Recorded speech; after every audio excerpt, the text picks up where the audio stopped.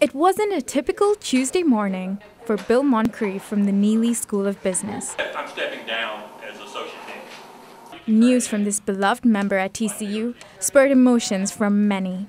It was a surprise because I know he's been there for 12 years or so. I think it's a crying shame. A member of the TCU faculty for 30 years and senior associate dean at the Neely School of Business for 12, Moncrief said he felt his time as associate dean had run its course. 12 years is enough. It's time for someone else to take a shot at it. He says the most rewarding part of the job was interacting with students. What I've always felt was important was to respect the student. He is around every single minute. You need to talk to him. He's probably one of the greatest teachers I've ever had. He has this way of being less of a teacher and more of a coach.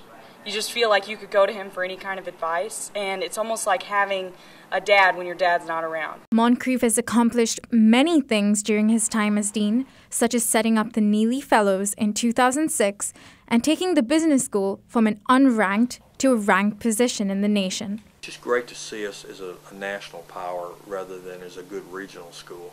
Students and faculty say he leaves an indelible mark on the people he has encountered. He's been at TCU a lot longer than I have, and there's so much about the Neely School that really has the touch of Bill Moncrief on it. I know the reason I came to the Neely School of Business is because he spoke at my orientation. I was sitting next to my mom and she was like, "This guy is great, you're going to TCU." I was like, well, there you go. It's been a joy to be in this role, and for as long as I have, because I've been able to see changes that definitely occurred. He may no longer be seen in the dean's office, but the legacy Bill Moncrief leaves behind as senior associate dean will remain around every corner at the Neely School of Business.